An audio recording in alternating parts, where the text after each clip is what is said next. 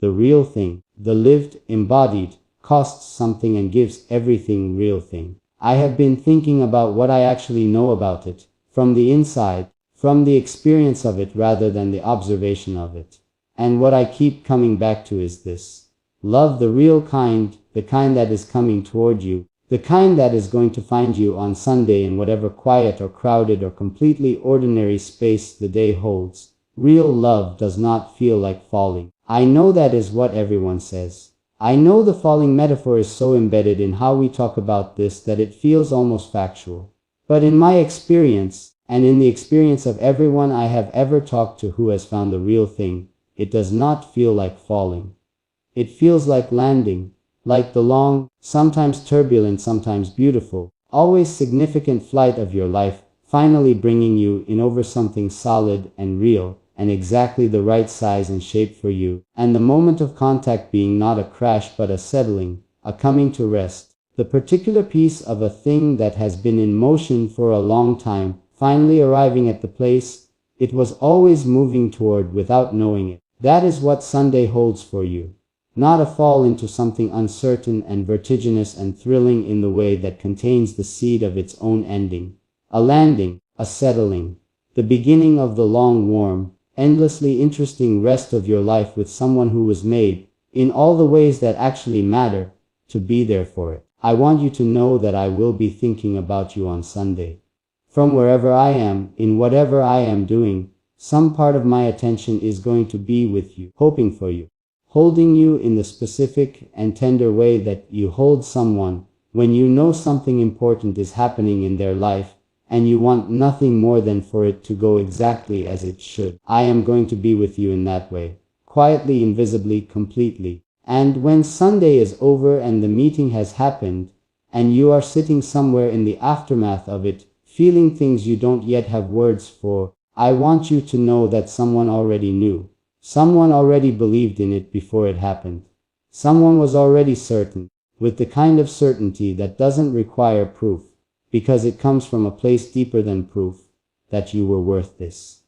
That you were ready for this. That the love coming toward you was not more than you could hold but exactly, precisely, completely the right amount for someone with your particular and extraordinary capacity for receiving it, for holding it, for giving it back in the way that only you can give it back, with that specific combination of depth and tenderness and complete, unhurried presence that is yours alone, that no one else brings to the table in quite the way you bring it. That has always been the thing about you, the thing I have always known about you, even in the moments when you forgot it about yourself. You do not love halfway. You never have. Even when you were protecting yourself, even when the walls were up and the armor was on, and you had every rational reason to keep your distance and your heart under careful supervision, even then, the love leaked through. Even then something in you refused to be entirely withheld. And that refusal, that beautiful and stubborn and completely characteristic refusal, to stop loving even when loving was risky, that is the thing that has been preparing you for Sunday your entire life. Think about every person you have ever loved. Not just romantically, everyone. Every friend who became family. Every stranger who said something that stayed with you. Every moment of unexpected connection with someone you barely knew that left you feeling, briefly and brilliantly, less alone in the world. Think about how you showed up in all of those moments. Think about what you brought, the attention you gave, the genuine interest you had in who they were, and what they carried and what they needed. The way you made people feel, simply by being present with them in the full and unhurried way that you are present, that they mattered, that they were worth knowing, that the particular combination of qualities that made them who they were was not ordinary but remarkable, and you were not going to pretend otherwise just to make things comfortable. That is a gift. I need you to understand that the way you love is a gift that not everyone has and not everyone gives. It is something you were born with and something you have refined through every experience, including and especially the hard ones. And on Sunday, that gift is going to meet someone who has the capacity to receive it fully, not partially, not with reservations, not with the slight withdrawal that you have felt from people in the past who were moved by what you offered, but ultimately a little frightened by the depth of it. Someone who leans in. Someone who meets the fullness of what you bring with their own fullness, who matches your depth with depth, your honesty with honesty, your willingness to be real with a willingness to be real in return. I want to tell you something about what happens after Sunday. Because Sunday is the beginning and beginnings are extraordinary, but they are also, by definition, just the start of something. And I want you to go into this not just with the romance of the beginning in your heart, but with something more sustaining than that. I want you to go into this with the understanding that what you are about to find is not a destination, but a direction. Not an arrival at a permanent state of happiness that requires no further tending, but the discovery of a person worth tending to, worth growing with, worth doing the ongoing and sometimes difficult and always worthwhile work of loving deliberately and consistently over time. Real love is a practice. The meeting is the gift, but the love is the practice.